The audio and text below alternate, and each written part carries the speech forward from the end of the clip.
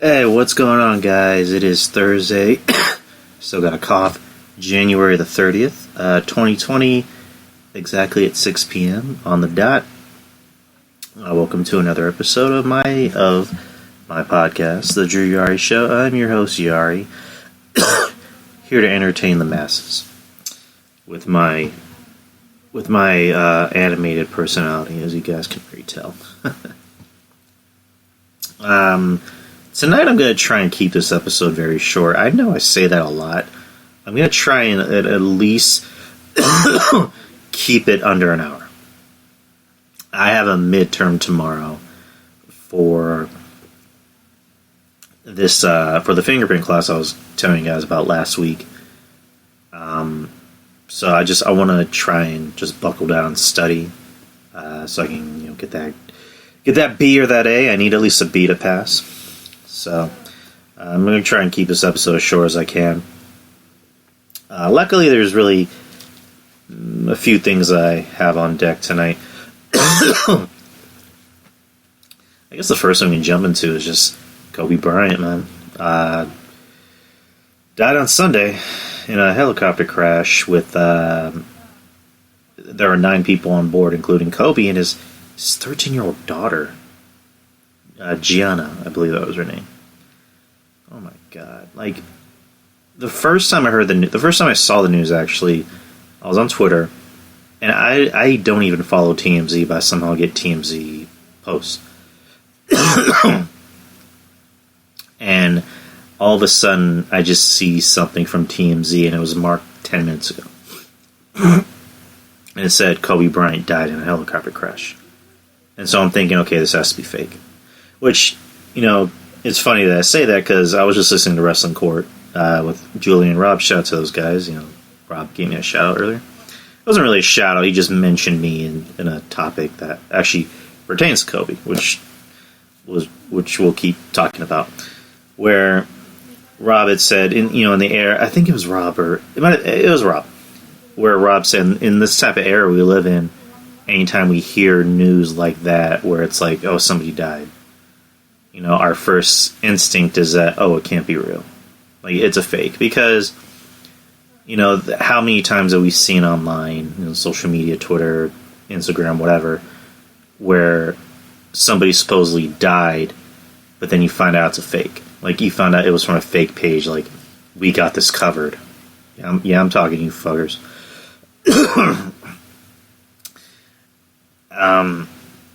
With a guy like Kobe, it's just... You didn't even think about that. Because Kobe was so young.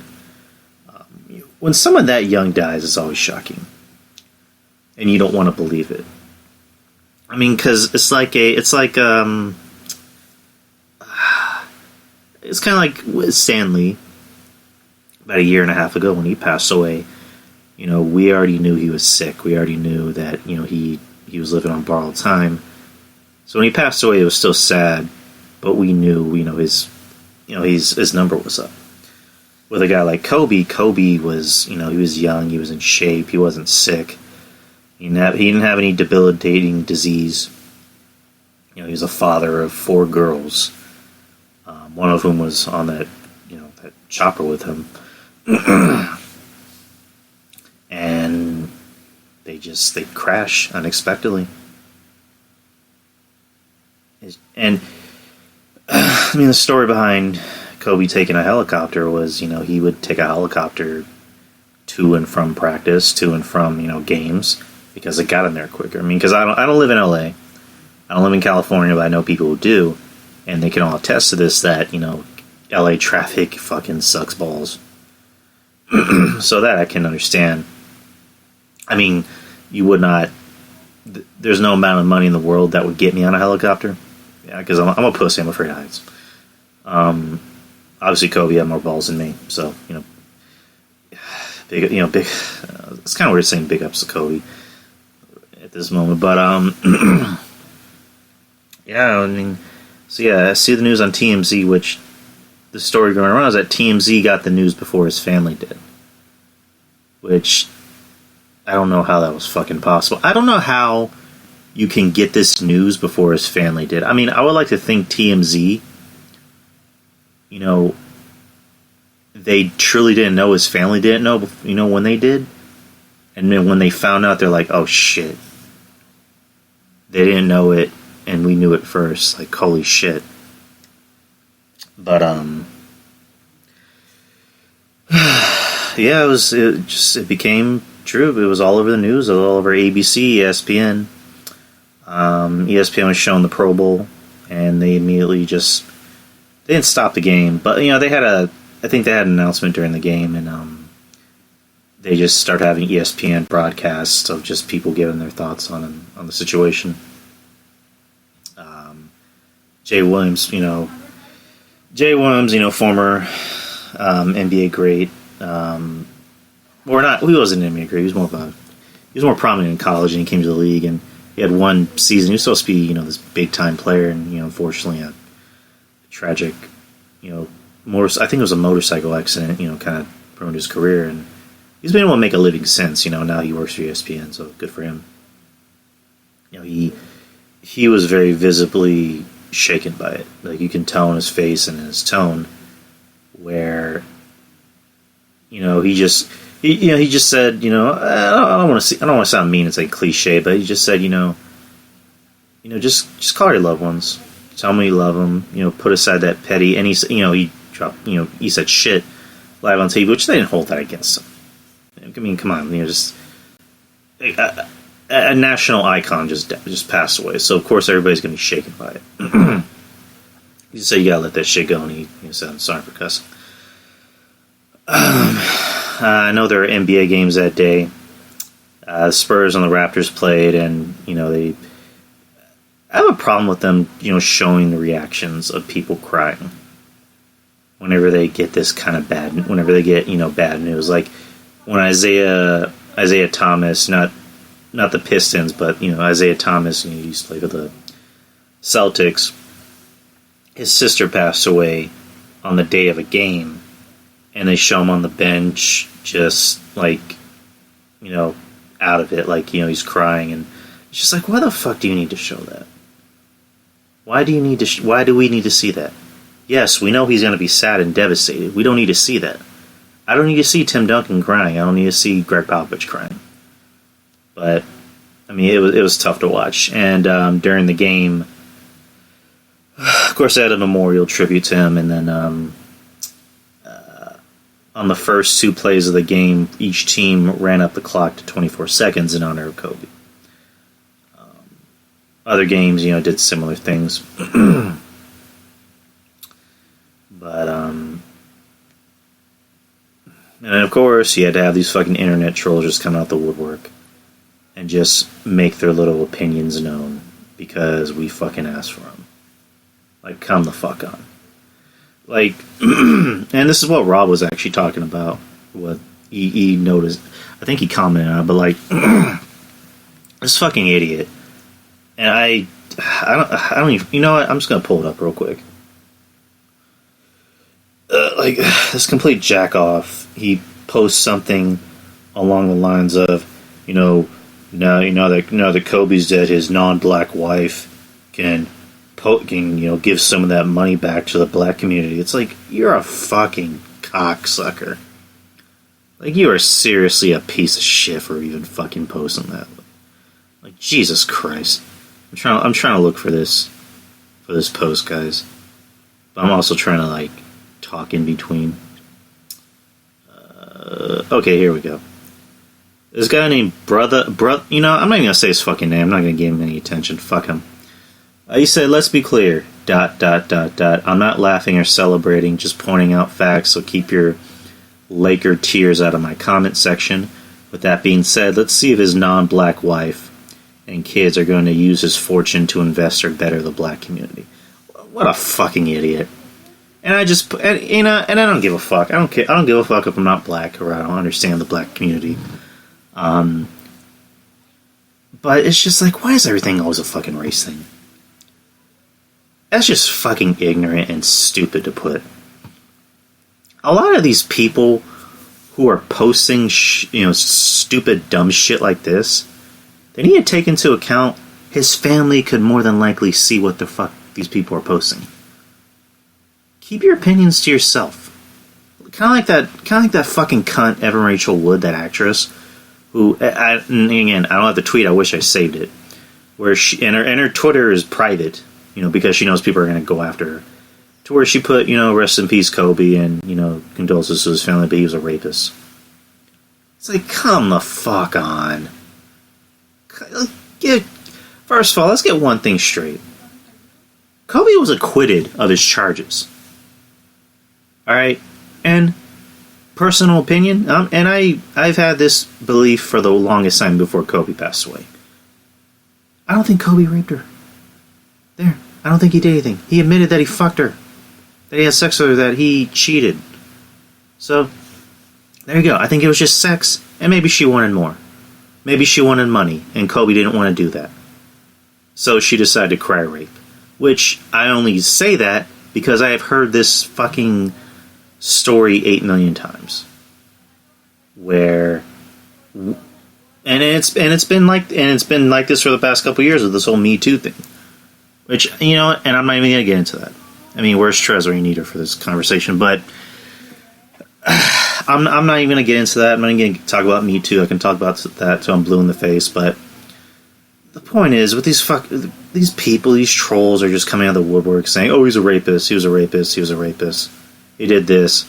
It's like, shut the fuck up. Just shut the fuck up. No one cares. No one cares about your opinion. No one asked you. Alright? He was acquitted.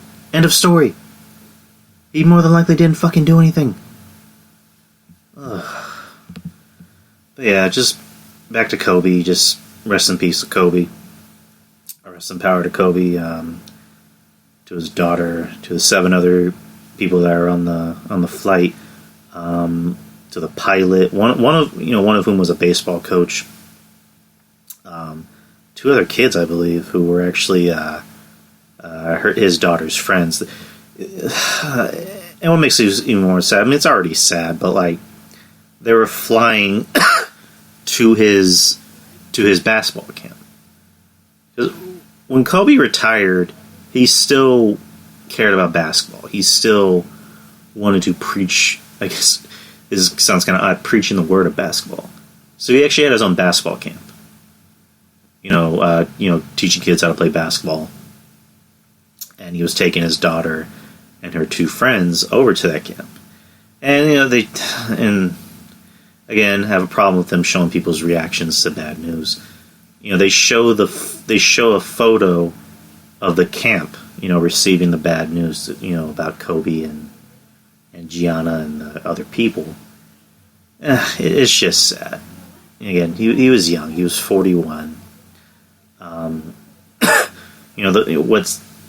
What they made it sound like was that he was still beginning his career. Like he already won an Oscar for making that short film. And I had heard that he was getting started on more projects, but it's still tough to process. And again, it's just. Hold on, I got sidetracked. I'm sorry.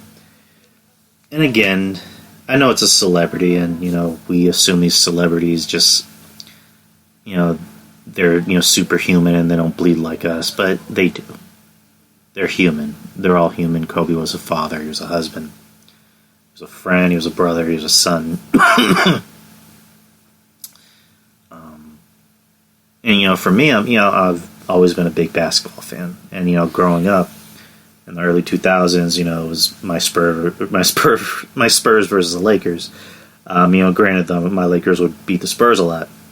But I always respected Kobe. I was never a Laker fan, but I always respected Kobe.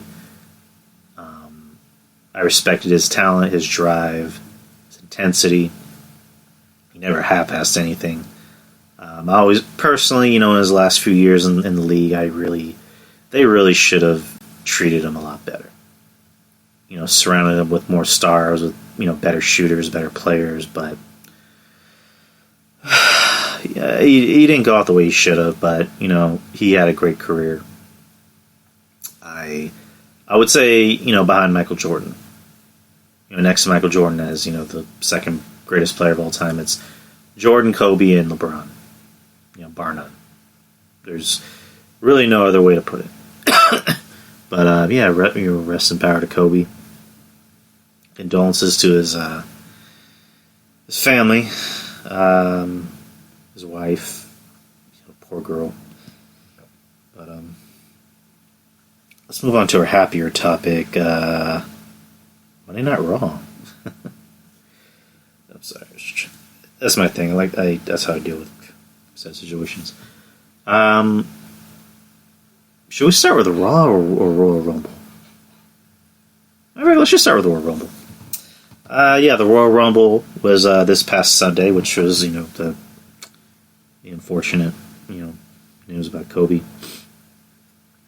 And I know in the pre-show they paid tribute to Kobe, and then during the actual during the main show, they said something as well.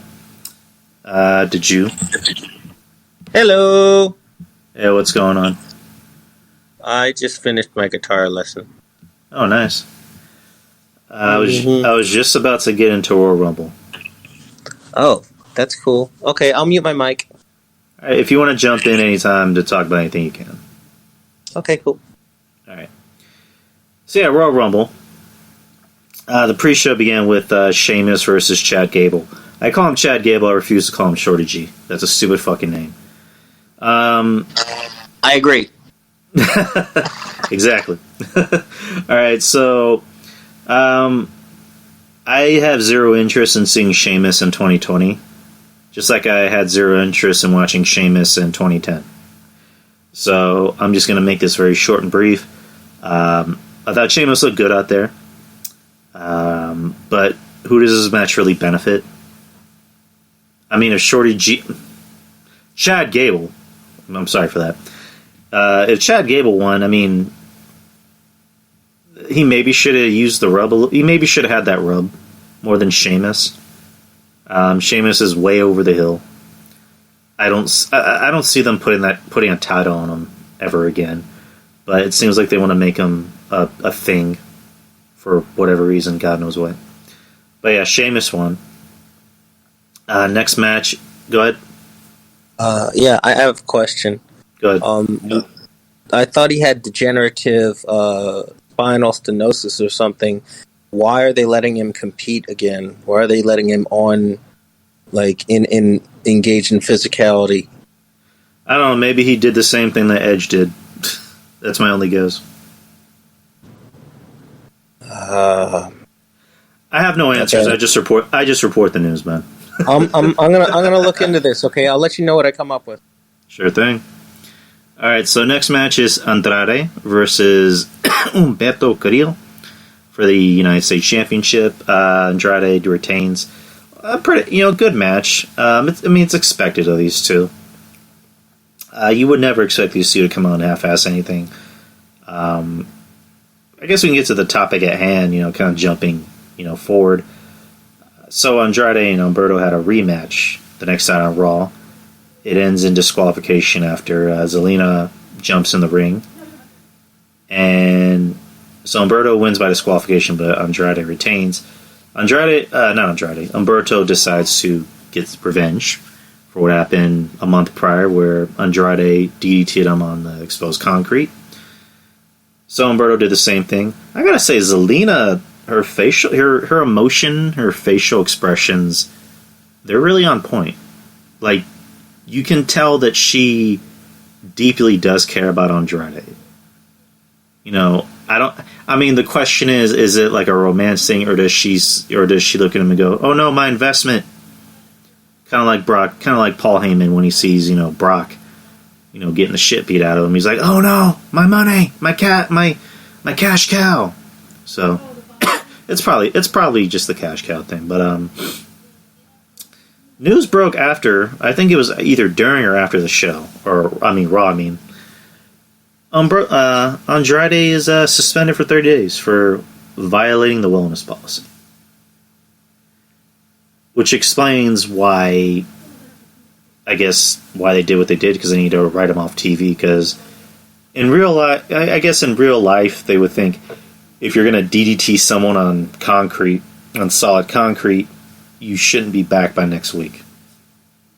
So, my only question is why not take the title off of Andrade? Why not let Humberto win the title, and then, it's 30 days, so it's like, that's 4 weeks. In about 4 weeks, you have Andrade come back, and that can set up a Mania match. And you can also maybe add Rey Mysterio in the match, which I don't think he would go for because supposedly Rey wants to have a mass versus career, or was it a career versus mass match? No, that doesn't sound right. I think is it career versus title or mass versus title? I think it's mass versus title. Or I don't know. Fuck it. But why not just take the title off of Andrade? I mean, would that have made his gal Charlotte mad if he had the title taken off him? Fun fact is that Raw was in San Antonio on Monday. I have a friend of mine that actually... I'll read that in a bit, did you? After I'm done with this. I have a friend of mine who worked at the AT&T Center who, when I posted that, he commented and he goes, that explains why Charlotte was bursting out in tears. So, I guess they just found out about this today. Or maybe during the show. Or they decided to wait until that angle, finished off. But, I mean, does anyone really know why or what did Andrade do? Like, did he get caught with something? Because I think Don Tony hinted at that it may have been a situation like they wanted him to fly down to take a piss test and he wasn't able to, so that's why they had to suspend him. I don't know. That's what he kind of interpreted. But there hasn't really been any news. Oh, I haven't seen any news about supposedly what he did or what he got caught with. So. But like I said, in all actuality, they really should have taken the title off of Andrade. I mean, it would have made sense. But then again, this is WWE we're talking about. Mayo Clinic, diseases, conditions. I'll make sure to read that after the show. Did you?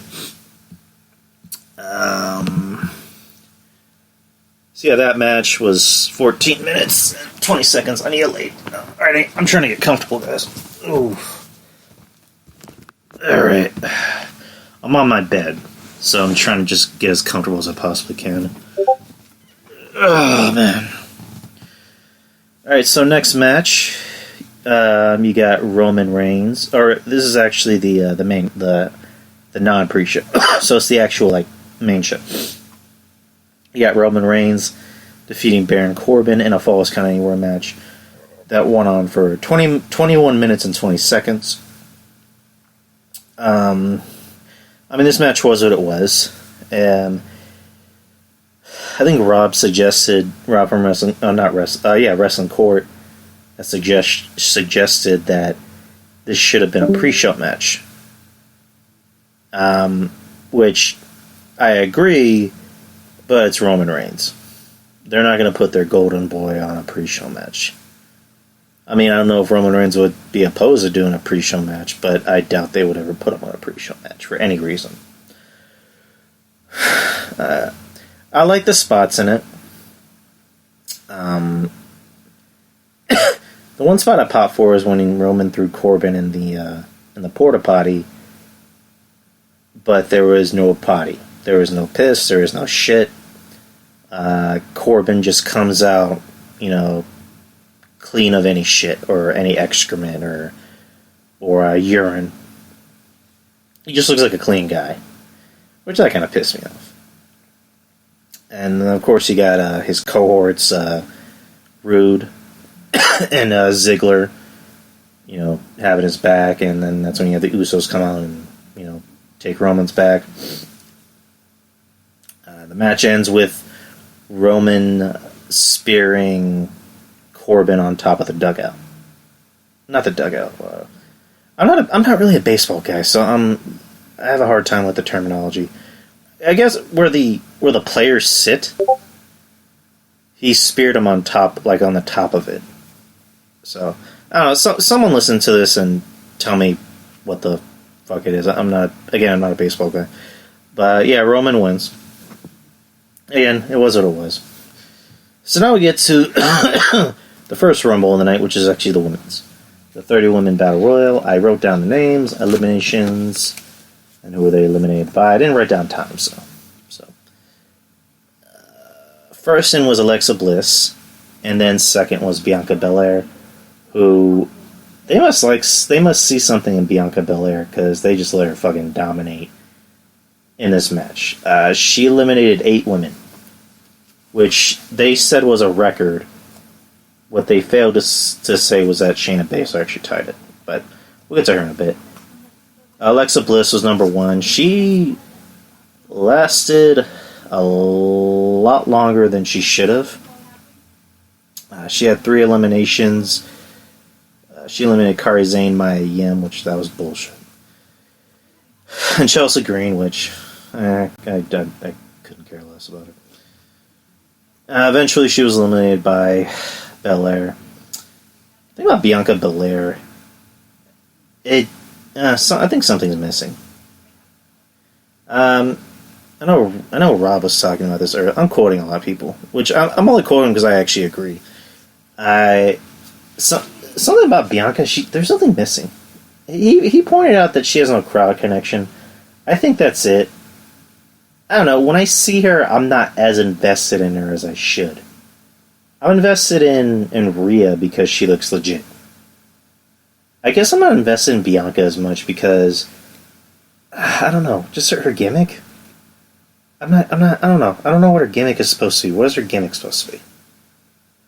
Like, if I don't know what your gimmick is, then I don't really care. And then I have a hard time caring. But I mean, she really. I mean, she's talented. I like her, but I'm just not that invested in her. So she was just chucking bitches over the rope. Third was Molly Holly, or Mighty Molly, who she has not aged a day. I mean, when's the last time she's ever been on a show? I think it was was it Raw 25 or Raw 30, where the fuck it was? And then you had Nikki Cross. She ended up getting eliminated by Belair, so did Holly. Lana came out. She was eventually eliminated by Liv Morgan, she just, I mean, that's really all you gotta say. It's just, before Liv Morgan, at number 6 was Mercedes Martinez, who I believe she signed with the company. She did pretty good, but the audience just seemed like they had no idea who she was, which is a shame. Number 8 was Mandy Rose. Oh, there was a spot where it looked like she got eliminated. And then Otis just happened to be right there on the ground. And saved her. Which, I think if Mandy Rose ended up winning the Royal Rumble because of Otis, that would have been fucking cool. Like, literally, anytime she got eliminated, Otis was just right there to catch her fall. That would have been so funny. Like, I love Otis. Otis to me is a national treasure. The whole storyline with Mandy and Otis makes sense because you have two people that just come across as very likable, and it works. It pays off. And I like Sonya Deville too. I like Sonya Deville. I like Otis. I like Mandy.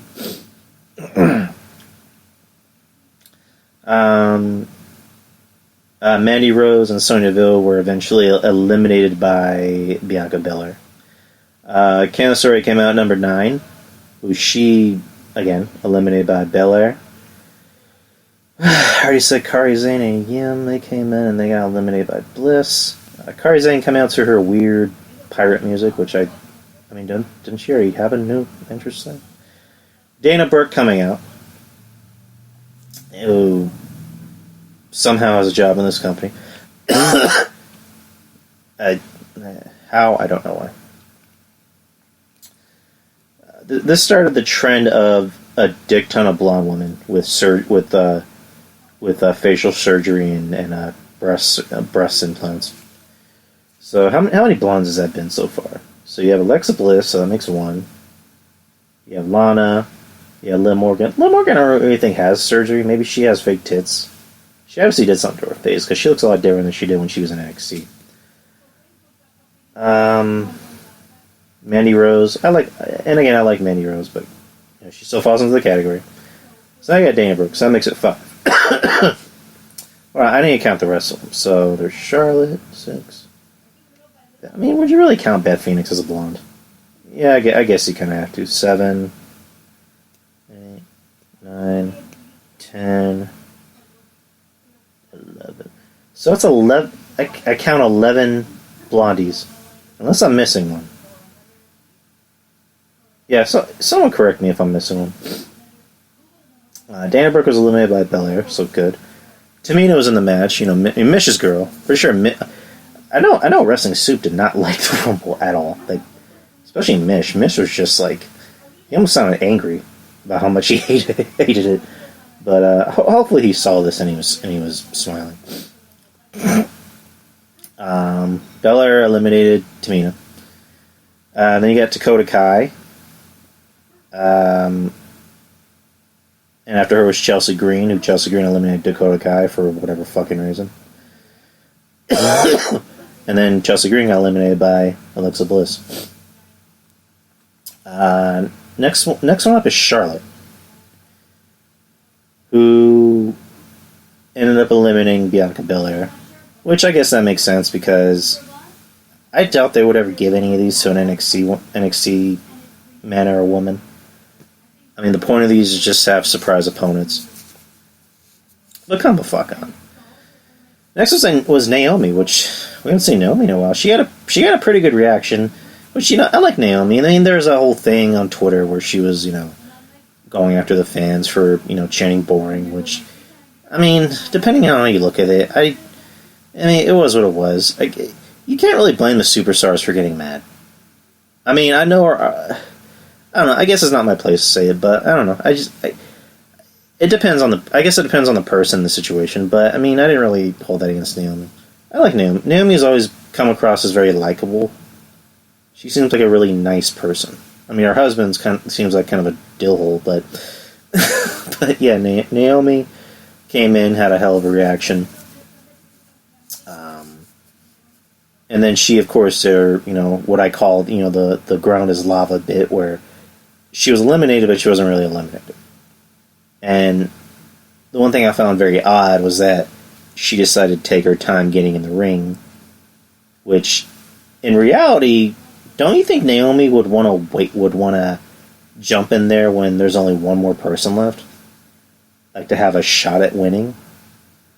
I mean, because that would have been interesting if Naomi, who's been out for so long, jumps in when either Charlotte or, whomever, Shayna. Shayna and Charlotte. Well, soon she waits to see who gets eliminated, and then she jumps in. And it looks like she's going to win. A la Santino Marella in the Elimination Chamber, where it looked like he was going to pin Daniel Bryan for the title, or when he wasn't the last one eliminated in the 40-man Rumble against Alberto Del Rio, which I was actually popping for that. I'm like, holy shit, is he actually going to win the Rumble? But we'll get to Santino in a bit. Eventually, Naomi was, or we'll get. Well, I'm not going to talk about that yet. Then you have Beth Phoenix. Again, another one who has not aged. She looked like a brick shithouse, and I mean that in the nicest possible way. She looked like a killer. She looks like she could have worked full time tomorrow, and she would dominate. Like that would be amazing. But she did pretty good in the Rumble overall. There was a part in the match where she hit her head on the turnbuckle, and you can clearly see blood coming out from the back of her head. And that actually worried me, because I was thinking, does she have a concussion? Like, is she, like, hopefully she's not working with a concussion during the match. Luckily, from what I hear, it wasn't as bad as we possibly thought it was. Maybe it wasn't like, she had like this huge gash on the back of her head. It was more like she just cut it. Like, she just had like a simple, basic everyday cut. So, I mean, I'm glad to hear she's okay. I've always liked Beth Phoenix. Let's see. Next one was Toni Storm, and her unusually fat ass. That was bad. Next one was Kelly Kelly. Nah. She got eliminated by Charlotte. Next one was Sarah Logan. No one cares. Eliminated by Charlotte. And then you got Natalya, who, of course, her and Beth have to team up. What is it? The Team Glamazon, I guess is what they call it. And then you have Xia Li from NXT. Xia Li with her unusually, or with her tree trunk legs. Like, holy shit, that girl has some big ass legs. I mean, who was that girl on NXT who, she's like a Carmella ripoff, and she ended up fucking up her nose. Like, Xia Li just like kicked her right in the face, and she fucked up her nose. I forget her fucking name, but she's like a Carmella ripoff. Then you got Zelina Vega, who's, cosplaying as Mortal Kombat. You got Shotzi Blackheart, who, again, I'm confused with what her gimmick is supposed to be. She's supposed to be like Tank Girl. Like, because last night on NXT, I was watching her. She literally comes out in a tank, like a mini tank, which I actually thought was kind of cool. I'm starting to warm up to her. She seems like a cool chick. And then you got Carmella, of course. Tegan Nox, who had her shiniest wizard. And then probably the single most wasted spot in this Rumble that literally could have gone to anyone else. Santina Marella. Who, if anyone can remember, 2009 WrestleMania 25 in Houston, they had the Miss WrestleMania Battle Royal. And then they decided to send Santino Marella dressed in drag to win the thing. And it's stupid. It was a stupid spot. Like, I didn't think it was funny. I didn't think it was funny then. I didn't think it was funny now. It was stupid. I mean, I thought it was kind of funny when Natalya and Beth, kind of not double teamed, but like ganged up on him, because Santino, Beth Phoenix have a past, because in storyline they were a couple. And so Santina takes out, the snake, sock puppet, and decides to what the name was the fucking move? To Cobra bite himself and eliminate himself in the match. It was a wasted spot. It literally could have gone to anyone else. And then number 30 spot went to Shayna Baszler, which when Santina came out, I assumed that it was going to come down to Shayna and Sasha. I'm guessing the only thing I can think of is that Sasha was supposed to be in it, but she couldn't because she was still hurt. So I guess Santina was a last-minute addition. I mean, they really should just put Santino in the men's rumble. Like, have him come out and just have Brock rape him and throw him out of the ring. So, I don't know. But Shayna comes out and just dominates. She had 8 eliminations, which tied Bianca's. Let's look at her elimination. She eliminated Naomi, Beth Phoenix, Toni Storm, Xia Li, Zelina Vega, Shotzi Blackheart, Carmella, Tegan Nox, and am I missing anyone? Nope. So eventually it came down to her and Charlotte, with Charlotte eliminating Shayna, which I was not very pleased about.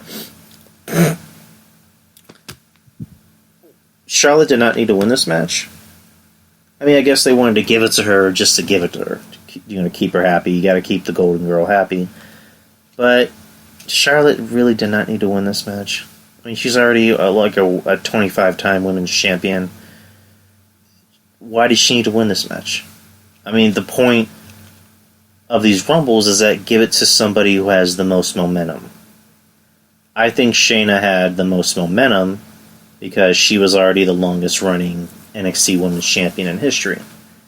She already lost the title. She's still on a hot streak. So giving it to her would have made a lot more sense.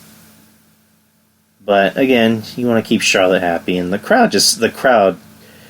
I noticed the crowd was not very happy at all. Like they were pissed. I mean, credit to Charlotte. Charlotte knows how to work the crowd. She knows how to deal with animosity. You can tell that she was like, I don't give a fuck. They let me win. What do you want me to do about it? Which makes sense. Because if you're Charlotte and Vince or Triple H says, "Hey, we're gonna let you win the Rumble. What do you think?" Is your reaction going to be like, I think you should give it to Shayna. Matter of fact, I think you should give it to Dakota Kai. I'm just throwing out random names. Of course, Charlotte's going to accept it, so I can't blame her for accepting it. I blame the company for letting her win. Because, again, why did she need to win? The point of these, Rumbles, Battle Royals, tournaments, give it to somebody who needs it. Who actually has a hot streak, who needs it. Who needs the exposure. Shayna needed the exposure. I have zero interest in watching Charlotte versus Becky, in which the rumor is they're going to make it... Charlotte's going to challenge Rhea Ripley for the NXT Women's Championship at WrestleMania, which it's a good matchup. I like it. Only if Rhea wins. And Charlotte does not need to be the NXT Women's Champion because she is not in NXT anymore. She's on the main roster. If Rhea were to win that match, sky's the limit for her. But and Rhea's already had the exposure. She's already had the exposure to the casual audience. So it's better for her to win if this matchup is going to happen. The other rumored matchup is Becky versus Shayna, which I called. That seems like the ideal matchup. Shayna seems like the one to actually beat Becky. I guess where does that leave Bayley? Well, we'll talk about Bayley right now, actually. The next match is Bayley defeating Lacey Evans to retain her SmackDown Women's Championship. Really bad match. Really, really bad match. The crowd did not seem to care about this match at all. I think it's just the performers in the ring. Lacey I'm starting to like her a lot more than I used to. She can only get better. And she looks like she's getting better. It's not like an Alexa Bliss situation where she doesn't want to get better. She doesn't want to improve or change her style. Lacey actually wants to be committed to wrestling, and she wants to get better. She wants to change her style. She's still a little green, though. Honestly, the one thing that's really holding her back is the stupid fucking Southern Belle gimmick. For the love of Jesus, for the love of Jeepus, please get rid of this gimmick. It's stupid. It's not cool. It's stupid. Why would you want to be a Southern Belle?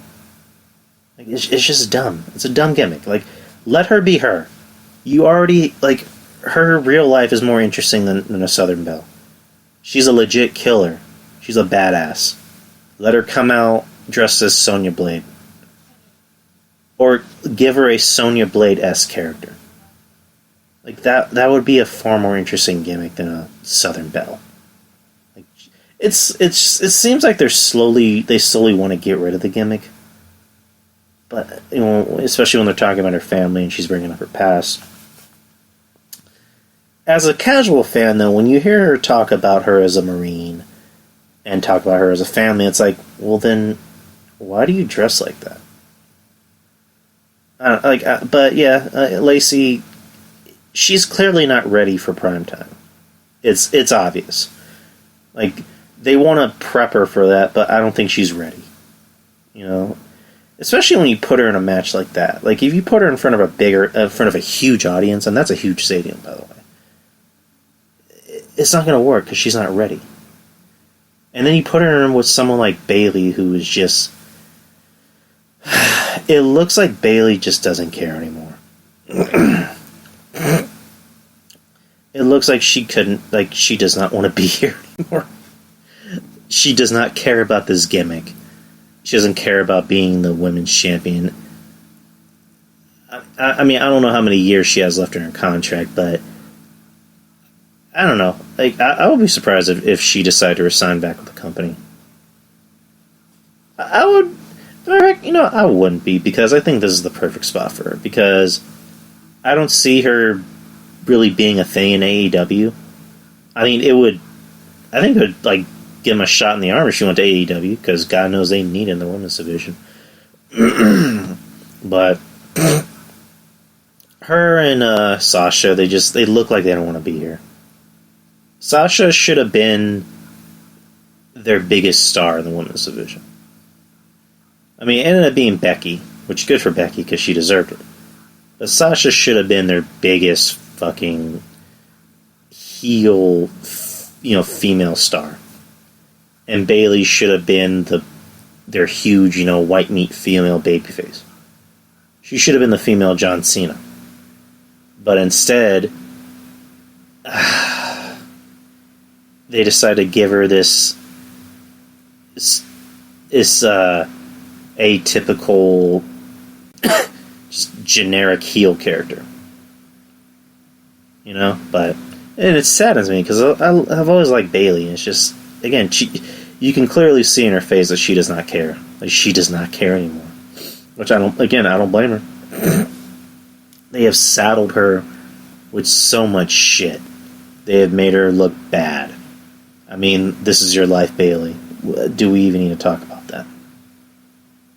Making her look like a complete pussy. It doesn't work. So, again, that was the worst match of the night. 9 minutes and 20 seconds. That was a lot longer than it should have been. Next match, we have probably the best match of the night. The Fiend defeating Daniel Bryan to retain the WWE Universal Championship in a strap match. Was it me, or was the Houston crowd not as invested in this match as they should have been? Because it looked brutal. Like, getting hit with a belt, there is no way you can fake that. And I do not pity Daniel Bryan after this match. I don't pity Bray Wyatt after this match. I mean, I already feel sorry for the guy having to wear that hot-ass mask for a whole match. And then on top of that, he's getting whipped with an actual belt. But the match was good. I honestly thought Daniel Bryan was going to win. It looked like he was going to win. And I would not have been opposed to Daniel Bryan winning. Because the way it looks is going to be The Fiend versus Roman at Mania, which, I mean, they want to give Roman his heat back, which, he's kind of earned it because they pushed him the right way. But we've already seen Roman get these opportunities. I mean, yeah, we've seen Daniel Bryan get opportunities, but I'd rather see Daniel Bryan in the main event of WrestleMania. I mean, I'd rather see Daniel Bryan versus Roman Reigns at WrestleMania. That seems like it'd be a much better match. It'd tell a much better story. And also, The Fiend doesn't need to be the champion. I mean, you can have The Fiend versus The Undertaker. Let that be your match. Let that be your WrestleMania match. But yeah, Daniel Bryan was just whipping the shit out of The Fiend. He was actually hitting him in the face. I mean, yeah, he was wearing his mask, but he still had to feel something. Eventually, The Fiend popped up and went with the mandible claw. I had a problem with that ending. I don't know. I didn't like the ending. I didn't like the ending of the match. I liked the match overall. I didn't like the ending. I thought the ending seemed a little rushed. I mean, because I get it. They want to make The Fiend look like this supernatural, being. Kind of like The Undertaker, where The Undertaker, would get hit with a steel chair and he would just pop back up. Or Kane. But I don't know. I didn't like the ending. It seemed like it was rushed. I mean, maybe they were going a little over time and they had to send him home, like Vince would say. But I don't know. Again, I guess they still want to make The Fiend look like an unstoppable monster. And that's where you bring in the big dog to put the Fiend down. 17 minutes and 35 seconds. That was the time. Next match is the second match of the night. Becky Lynch versus Asuka for the Raw Women's Championship. Becky wins by submission, getting revenge from last year when Asuka made Becky tap out. I like the match. These two seem like they have good chemistry. It's impossible for them to have a bad match against each other. I mean, hopefully WWE doesn't hear about this and go, "What was that? You want to see them wrestle 6 more times?" No, we don't. I mean, it wouldn't be a bad idea if this was like a tradition every year, like have Becky versus Asuka every year at the Rumble. But I don't know. That's just my opinion. That's just how I look at it. This is probably the best match I've seen Becky have in a while. And not that Becky has bad matches. Her matches as of late, especially in her title run, haven't been that great. They haven't been as good as they should have been. I liked her match against Natalya at SummerSlam. I thought that was pretty good. This was by far her best match lately in her big title run. There's a nice spot at the end where, again, they had a good story to tell. Where, the story was that Asuka had been constantly spitting green mist in Becky's face. And then, in this match, Asuka's getting ready to spit more mist in Becky's face, and then Becky kicks her, I think, right in the chest or the stomach. I think it was right in the chest. And then Asuka ends up spitting in the air and getting mist on her face. And then that's when Becky, puts the disarmer on Asuka and makes her tap, which, again, it told a story. It had a story to tell, and it finished it. But I wouldn't mind seeing these two wrestle again somewhere down the line. Just don't make this a thing where they have to wrestle like every pay-per-view. I like both of these groups. Asuka is in a position where I think she's in a position like a Daniel Bryan, where regardless of where she's at on the card, she's always going to be over. And it's incapable for her to have a bad match. Like, they can cool her off and then heat her up. And then cool her off and then heat her up. It's always going to work. She's always going to be up. And then last, we have the Royal Rumble. The 30-man Royal Rumble. Which I actually wrote that down as well. Wrote those names down as well. Stipulation that we already knew about this was that Brock Lesnar, as the WWE Champion, was going to enter in as number 1. He entered in as number 1. And number 2 was Elias, Elias came out singing a song called Sacrificial Lamb, which it seemed like an inside joke. I don't know if Vince, knew. Maybe Vince approved it and thought it was funny. Yeah, you're going to go out there and get squashed by Brock. But, yeah, Brock goes out to the ring and grabs Elias, starts beating the shit out of him, and then takes the guitar and hits him and throws him out. Next is Eric Rowan. Brock throws him out quickly. Bobby Roode throws him out. Number 5 was John Morrison, which I had a problem with him coming out early. Why was John Morrison out early to get eliminated by Brock and not Dolph Ziggler? Like, why did Dolph Ziggler oh my god. Why did Dolph Ziggler and Carl Anderson and Luke Gallows get to last longer in the ring than John Morrison, who people have not seen in 8.5 years? I don't know. It would have made a lot more sense to have John Morrison later in the card, after Brock was gone. But whatever, they love Dolph. He was eliminated by Brock. Kofi Kingston came out and got a little offense in. Lasted longer in the ring than his 3-second match against Brock. Or what is it, 5 seconds? Then Rey Mysterio and Big E came out to aid Kofi. And, we all know about Rey Mysterio's history with Brock. It was interesting seeing Big E in the ring. I think it would have been, I don't know, I'm still under the impression that Big E's going to get a push sometime later in the line, but it needs to happen soon, because, he's no spring chicken. But Big E had an interaction with Brock I thought was pretty interesting, and then Brock ended up eliminating all 3 of them. Then you have Shelton Benjamin come out at number 10, which, they talked about the history of Shelton Benjamin and Brock Lesnar, that they both went to the same college. They came to the rings together, and Shelton hugged Brock. There was a point where Shelton slaps Brock on the back. You see all this fucking water just splash out Brock's back. It was like slapping Shamu on the back. Brock looked like he was spent. Like, I wouldn't be surprised if he's like, how many more of these I gotta do? Like, I want to go home already. I'm literally about to die. Brock eliminates Shelton. Shinsuke Nakamura comes out. Brock eliminates him. MVP makes his return to the company, which that was kind of spoiled. Somebody had took pictures of the arena, and they showed his entrance being built, or his entrance video. MVP comes out dressed as Black Panther, which that's his gimmick. Over in the Indies, he dresses as different Marvel superheroes. Brock dancing to MVP's theme. Brock just looked like he was having fun. Like he just looks at this point in his career, Brock just wants to have fun. Like he wants to show people he's capable of being a goof too. So MVP's out. Next we have Keith Lee, which I was disappointed by, because I'm like, is Brock gonna eliminate him? Because Keith Lee was actually my choice to win. Now obviously Brock doesn't watch NXT, so he has no idea who Keith Lee is. So he sees Keith Lee and he's like Brock's facial expressions are his facial expressions are funny.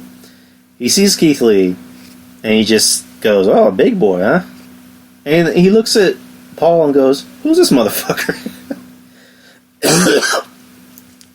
So it was interesting seeing Keith Lee hang with Brock. Then Braun Strowman comes out, which right then and there I knew Keith Lee's going to get eliminated. Which it happened, because Keith and Braun decide to have their little schmoz, and then Braun eliminates them both at the same time. So at this point, Brock has 13 eliminations, which ties Roman Reigns. Which I had a feeling that's what they were going for. Next is Ricochet, who comes out to get a little revenge for what happened on Monday, when Brock kicked him in the nuts. And Ricochet hangs around for a bit.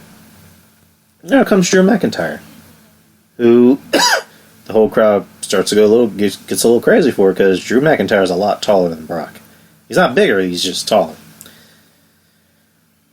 So Drew's teasing, "Come on, let's go. You want to go?" So they have a stare down. Ricochet kicks Brock right in the nuts, behind his back when he's not looking. And Drew McIntyre Claymore kicks Brock right out of the ring. So right then and there, the whole crowd goes fucking nuts. And Brock is just lying on the floor for a good 2 minutes before he decides to leave, which, again, Brock's expressions, his selling, it's good. It worked, because he looked dejected and thinking, "I'm going to get this motherfucker. Even if he wins or not, I'm going to get this motherfucker."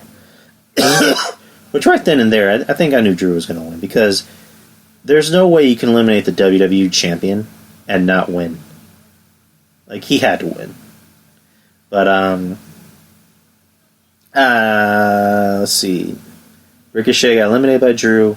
Next was The Miz. While this is happening, and he eliminates The Miz too, but while this is happening, he's staring at Brock the whole time.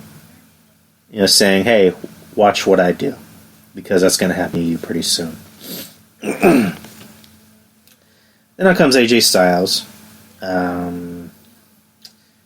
After him was Dolph Ziggler, who, again, I think his spot should have went to John Morrison. It would have made a lot more sense. Then Carl Anderson, for whatever reason. Rusev and Bobby Lashley, for whatever reason, were written out of the Rumble because they had a parking lot brawl, and they weren't medically cleared to be in the Rumble. For reasons I don't know why. And then number 21 is Edge. Edge made his return to the ring for the first time since 2011, when he retired.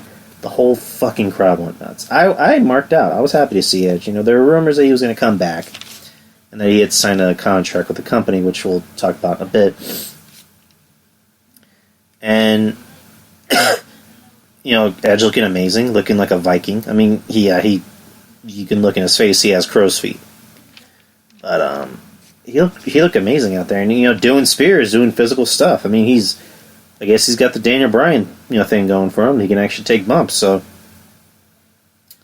he comes out there, eliminates AJ Styles after spearing him, which I don't know if anyone knows. AJ Styles apparently got hurt because I noticed he was eliminated very quickly, and the rumor is that he got hurt during the match after Edge speared him.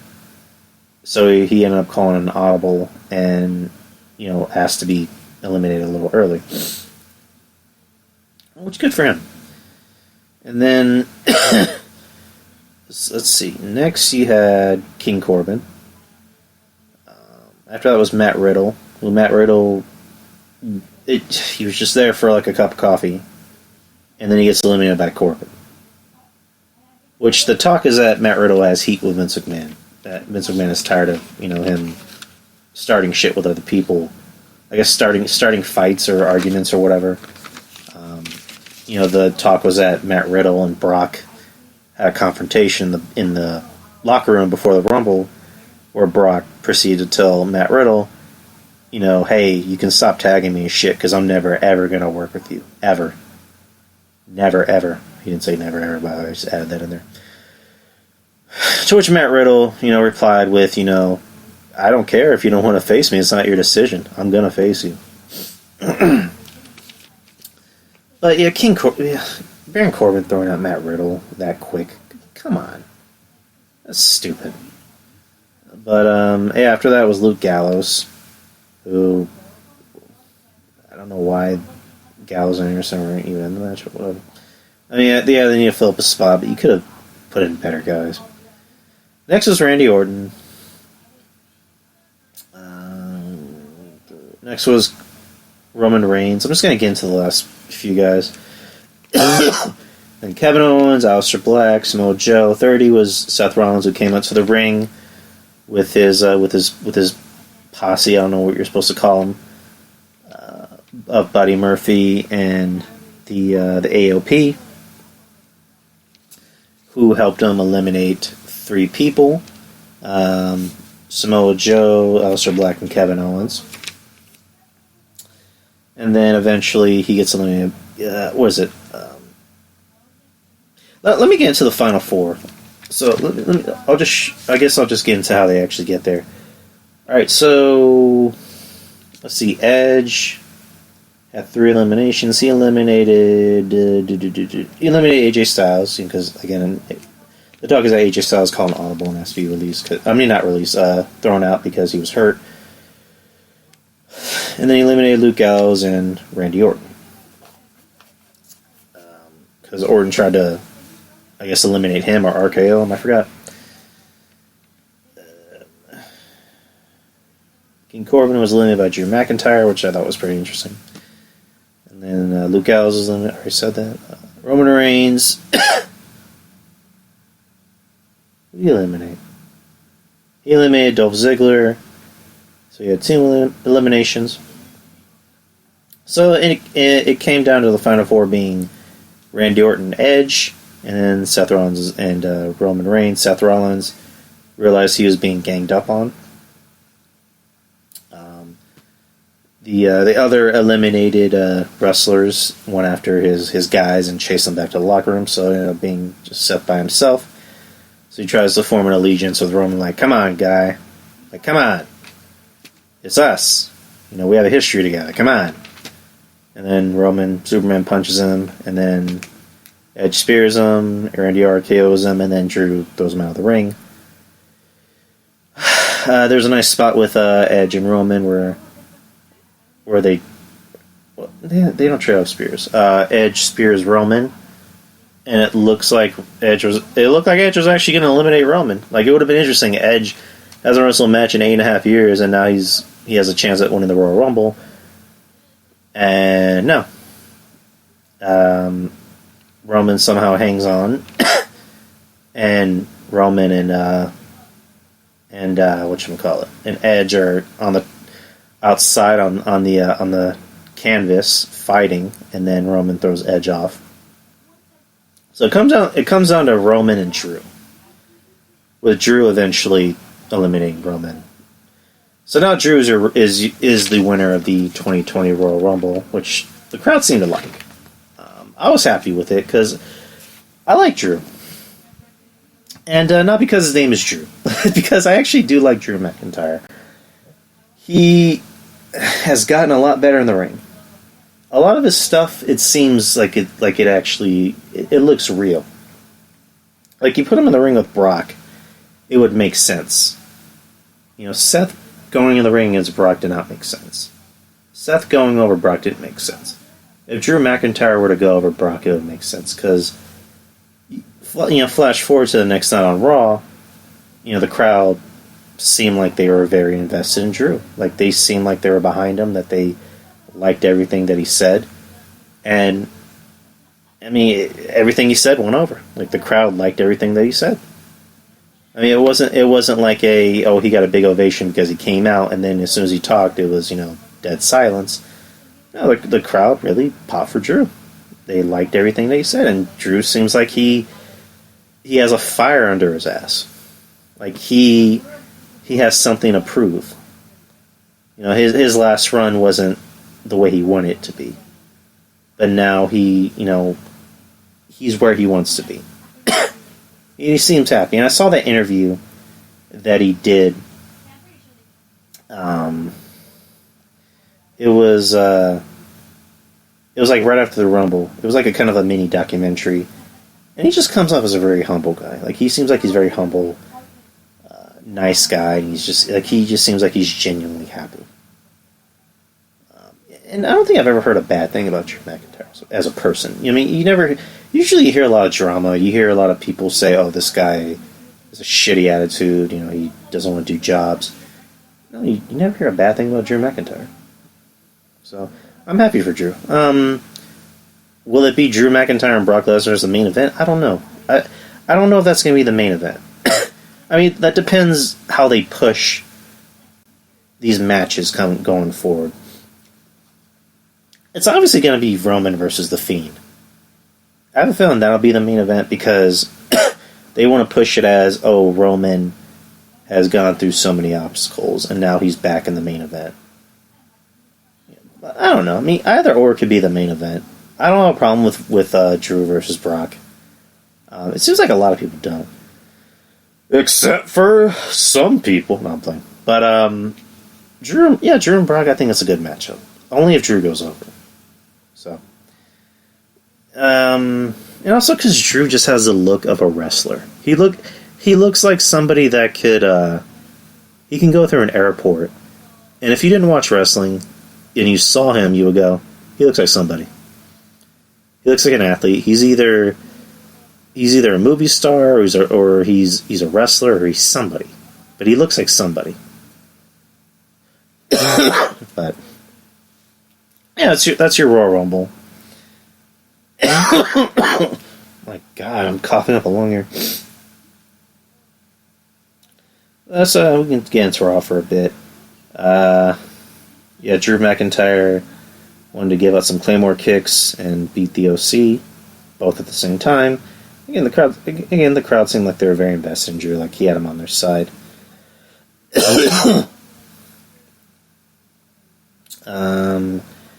Rey Mysterio versus MVP, which I didn't see MVP coming back for a match. I mean, honestly, I didn't even think he was coming back to the company. I mean, but after the match, he, put on Twitter that he already had his last match. That he was granted, to have his, I guess, a retirement match against Rey Mysterio because he wanted his son to watch him wrestle against Rey because Rey was his favorite wrestler. I mean, the match was okay.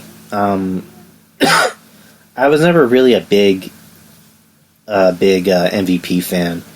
I'm not going to hold that against him, but at the end of the match, Rey goes for a 619, and MVP, for whatever reason, gets up. Like, I don't know if he was supposed to get out of the way, and they decided to call an audible, but Rey ends up hitting him right in the back, and goes for a frog splash on his back. So, I mean, that's something for the fans. The fans seemed like they enjoyed it. The fans seemed like they were happy to see MVP, so good for him. Aleister Black comes out against an unnamed competitor. Wins in mere seconds. And then he cuts a promo, saying, I made the mistake of, wanting people to knock on my door. Now I'm just going to go out there and knock on theirs. I'm going to pick a fight. Which, it's about fucking time. It's about fucking time they let Aleister out of his room. Samoa Joe and Kevin Owens versus Seth Rollins and Buddy Murphy. The tag team titles. Before the match, Seth Rollins assured Samoa Joe and Kevin Owens that AOP was in the back. And he even showed video footage of them in the locker room. But, whatchamacallit? He assured them that they're there, and then, Samoa Joe says, that's neat. It's not like we work for a company where you can actually pre-record stuff.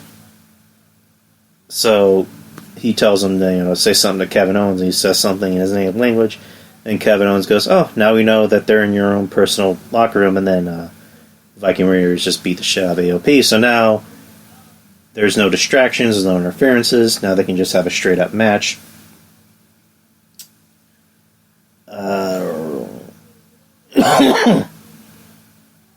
What was next? So yeah, the match was pretty good. There was a spot in it where Samoa Joe goes for a suicide dive, which, for the love of God, can we please stop with the suicide dives? I mean, do one in a match. Don't do, certain people should only be doing suicide dives. But Samoa Joe goes for a suicide dive on Murphy and ends up hitting his head on the barricade, so he has to be taken out of the match. So it ends up just being Kevin Owens by himself. The match ends with it looks like Seth is going to go for a curb stomp on the top of the canvas. Kevin Owens catches it and it hits Owens. And then Owens goes to Murphy for a stunner.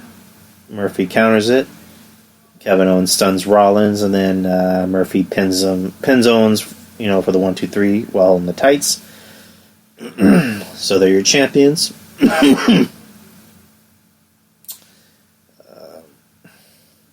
And we were talking about Umberto. Oh my God, why am I coughing so much? Charlotte Flair vs. Asuka, I think I fell asleep during it. So that's how I view the match. And then you had 24/7 championship, No Way Jose versus Mojo Rawley. Mojo Rawley wins. Whoop-de-doo. And then R-Truth came out and pinned he pinned Mojo, and then Mojo ended up pinning him back, which that was kind of a wasted segment. The 24/7 championship in general is a wasted segment. Next you had Liv Morgan looking as sexy as she did last night against Lana in a barn burner. It's better than Kenny Omega versus Okada. Liv Morgan wins, which I was actually kind of surprised by. I was assuming that they were going to give it to Lana because they had been giving everything to Lashley. They haven't even let Rusev get his heat back, which is fucking stupid, by the way. I hope they just finish this feud, please. I want this feud to die a slow and painful death. I'm watching this match. One thing I noticed, Liv Morgan actually looked like she was trying out there. And it dawned on me, because, Tyler the Trademark, explained it the best way, which was, Lana is not a wrestler, she's a valet. Liv Morgan is a wrestler. Liv Morgan started out in NXT as a wrestler. She was never a valet. Lana started out as a valet, not a wrestler. So there you go. But again, I'm hoping this feud ends and Liv continues to wear that sexy-ass outfit. Jesus. Oof. Eric Rowan was in action. I don't know who the fuck he faced. He faced somebody, and then he won, which nobody cares. And then he had Edge come back. Edge came back in front of a live San Antonio crowd who were just white. Oh my god, I'm fucking more. It's white fucking hot for him. Edge comes out and just gives the whole spiel of, I always thought, what if? I got the neck surgery, I'm fine. I can take bumps. So what if? What if I came back? And then that's when Randy Orton comes out, which I already knew. That's going to be his opponent. Which, and again, I'll get into that in a bit, but Randy Orton comes out and just thanks Edge and says, anytime I was ever in a tough spot, you were always there for me, you always took me by the hand, you always helped me out. And then says, what if we do a rated RKO reunion? One more time, and then before Edge can say anything, Randy RKO's him. And then Randy gets a steel chair and smacks Edge on the back with it. Which Edge was just selling the shit out of this. Like, I'm not gonna lie, this segment was kind of uncomfortable to watch. Because it's like, Edge, who hasn't been on, well, he's been on TV before, post-retirement, but who hasn't wrestled a match in 8 years, hasn't taken a bump in 8 years because of a, debilitating neck injury. Now that his neck is healed, now that he can make bumps, let's have Randy Orton put you in a move that requires him to make it look like he's breaking your neck. Let's have him hit you on the back with a steel chair, and let's have him put your head on another chair, and then take another chair, and then hit you on the head with that chair. Like, Jesus, it was rough to watch. Like, I was just sitting there kind of squirming, like like it was rough to watch. And just selling, I think, is what made it work, because when he got hit in the back with that steel chair, you just see him groaning, like he's going, like it. I mean, it was a lot better than that, but it was rough to watch. And during the match, Edge, again, like I said, Edge did a single concerto back.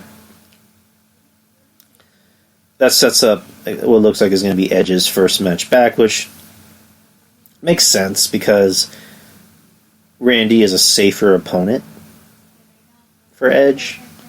I mean, for a guy who hasn't been back in who hasn't wrestled in 8 years, Randy would be a safer opponent. And also because, Edge knows Randy.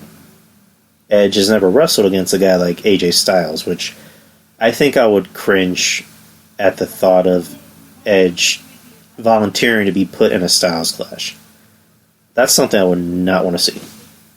So, would it be Edge and Randy Orton at Mania, or Edge and Randy Orton at, the Super Showdown pay-per-view, which, I mean, I really hope Edge's first match in 8 years isn't at fucking Saudi Arabia. Like, come on.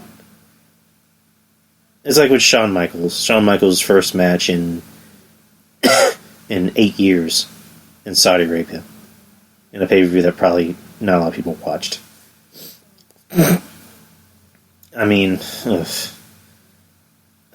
you would hope it's at Mania. It seems like it'd be a better story to tell.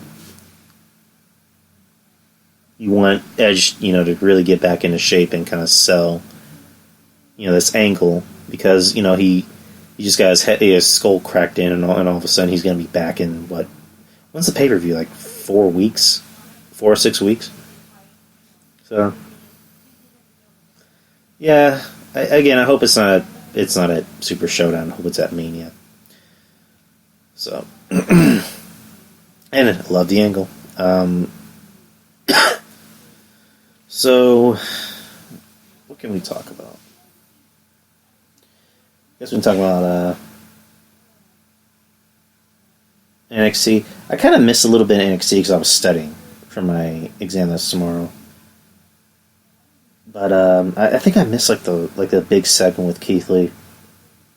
The first match was Finn Balor versus Trent Seven. Finn Balor wins. Finn as a heel works.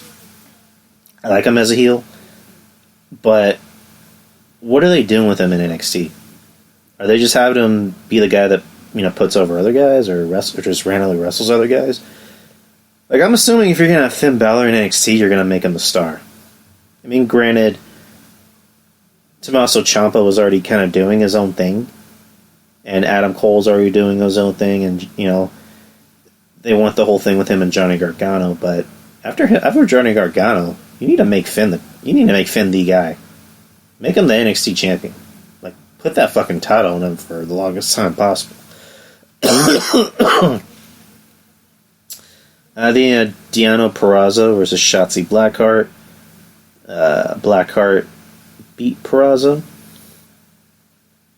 Good win for her. She came out in her little mini tank, which I thought was pretty cool. Keith Lee meets his challengers, Dominique Dijakovic versus Damian Priest. So, it could be argued that. And then Dijakovic beat Priest. So does that mean Dijakovic's going to face Keith Lee at the TakeOver in Portland? I'm just reading on Bleacher Report, because these are the ones I missed, actually. Tommaso Ciampa stakes his claim for Goldie. Adam Cole found out what happened to his friends and walked out to face the Psycho Killer. Warren came out with a contract for the TakeOver Portland NXT Championship match. Cole walked into the ring too confident, and Ciampa powerbombed to the table. The challenger then signed his name in his own blood. Metal. So it's going to be Cole versus Ciampa NXT Portland.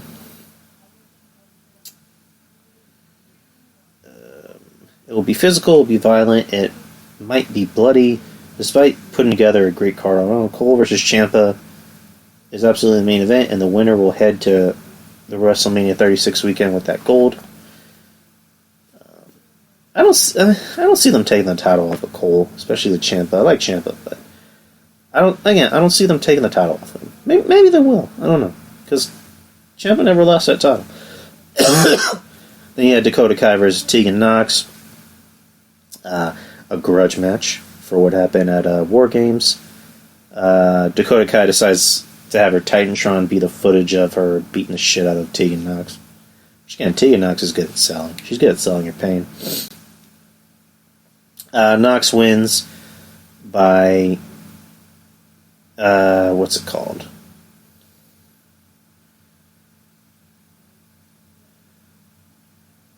What the fuck happened in the match? Oh yeah, Nox ended up getting revenge by hitting Dakota Kai in the face with a knee brace and using the shiniest of wizard. So that, I guess that ends their feud. I mean, I would have figured this would be a match you would have had to take over.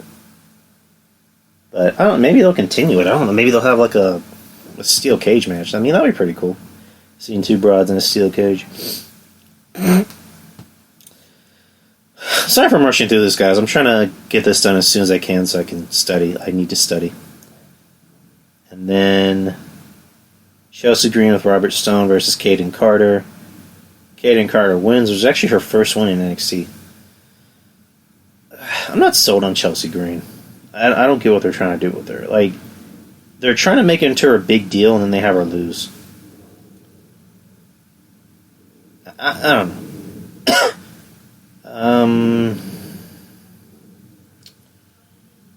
And then you had the main event, which was the Grizzled Young Vets versus the Broserweights. It resulted in the Broserweights winning to win the 2020 Dusty Classic. Great match. I love Pete Dunne. I love Matt Riddle. I love their tandem. Their personalities really do mesh with each other because they're so different. You know, Pete Dunne's supposed to be the straight guy, straight face guy, and then you got, Matt Riddle, who's, this kind of is very free spirited kind of goofball, and their styles really work with each other.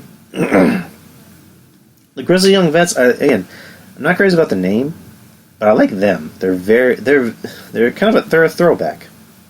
They're kind of an old school looking team, and it worked. These two went out there and just had a hell of a match, which coincided with which coincided. I'm sorry, I'm getting my charger because my phone's about to die, and I kind of need it. Which coincided with the Brozoids win, capturing the 2020 Dusty Classic. So, which was predictable, because Riddle and Dunn are over. They're two of the most over guys in NXT. So I guess it's natural to give it to the most over team. Because the first team to win it, I believe, was Finn Balor and Samoa Joe. So there you go. And oh man, I need to take my meds. So that's pretty much the show. That is the whole show. That's pretty much everything I had to talk about. Shoutouts are indeed in order for Wrestling Soup from Mish, Joey, and John Draper. Make sure to head to their Patreon. For just $5, you get all kinds of cool shit. And then you got the Don Tony and Kevin Castle show. Make sure to head to their Patreon for just $5. Don Tony lately has been doing a lot of live show, not live shows, but like video shows, which I'm hearing very good things about. I haven't watched them yet, though. I listen to the audio shows. I just haven't watched the video shows, which I should. Sorry about that. Kevin Castle has 2 shows. He has Castle Chronicles and Dark Chronicles with our good friend Trez, who I'd love to have back on one of these days. We just need to fit in. We just need to work around our schedule. You got Wrestling Court with Rob and Julian. They just put out a new episode. You got B-Show Brian with Brian J. Had him on the beginning of the decade. That was a great show. It was one of my favorite shows. I love Brian. I want to have him back on pretty soon. Then you got Ruben Prime. Ruben Prime TV. You can go to his website where you can find different links on how to find his show. Primarily, I just go on Spotify. You got Tyler the Trademark. Look out for his podcast. You got Get in the Corner with Yuck Nasty and Dogger Baby. Yuck Nasty produced, created, pretty much made my theme for the show. I asked him, and he delivered. I paid him a hefty sum. Yuck's the man. The man, the myth, the legend. Wrestling Overdose with Shaheen. Shaheen designed the graphic, Nuclear Graphics. Make sure to head over there. You will not be disappointed. The man is the best at what he does. Shaheen's the man. Love the guy. Who am I forgetting? Bops and Bangers with my good friend Peter. You got the Architect podcast with my good friend Derek and his friend Irving. I'm not sure if they put out any new episodes lately. I haven't heard any.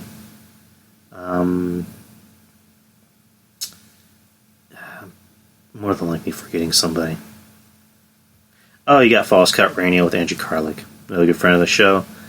And that is Texas Podcast Massacre. If you have horror movies, young, old or new, these guys review pretty much anything. I was on there for a third time to review Insidious Chapter 2. We were looking to finish out the trilogy. Or I told him, invite me whenever. Like if it's not Insidious related, we can review it. I'm down. But that's pretty much it. That's everybody. If I'm forgetting names, I'm sorry. Again, my mind's kind of focused elsewhere. I need to really study. But I will upload this. I will edit it and upload it as quick as I can. I'll be back next week.